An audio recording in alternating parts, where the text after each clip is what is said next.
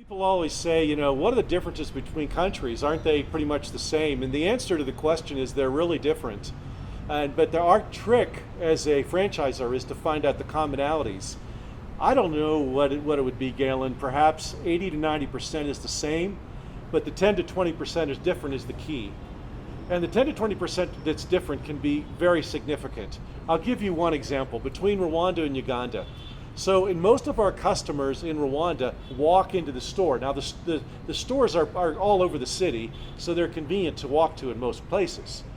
But the customers in Uganda prefer delivery. And there's many interesting reasons for that, but we couldn't figure it out for such a long time. And part of it has to do with just the culture in the different countries, and part of it has to do with sidewalks.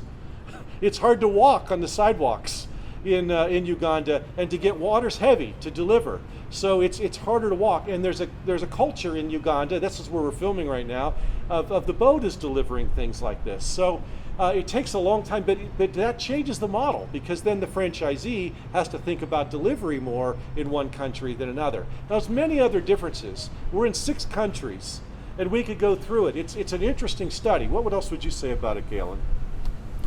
Let's say, when we started, it's both a function of the market differences between country, but also the team differences in how we launched and the seeds of what created Jibu as it is today. So the seeds that planted Jibu Rwanda were very different than the seeds that planted Jibu Uganda, or different than Jibu Kenya. So, one of the main differences was in Rwanda we started with a company-owned franchise where we could kind of clearly define success and the business model and pickups and the target market and things like that.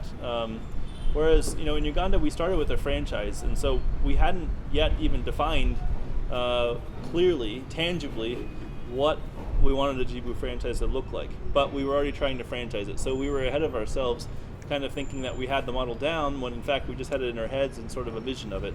So I think that set us back for some time, having not having the right start in each place. It takes a long time to recover from having the wrong initial start or seeds to something. So that, I think, as much as the market differences, it's also actually who was involved, when, where, how, when we were first launching. So I think, and then there's the culture of each office, which is so independent. So there's global strategies that do impact every country and that bring us all together. We're all going towards the same vision and an objective. Launching 1,000 franchises, having each of those franchises do 5,000 liters a day and be successful, and we're all playing a part of that. But how we get there in each country is very different based on the strength of each team and the market differences.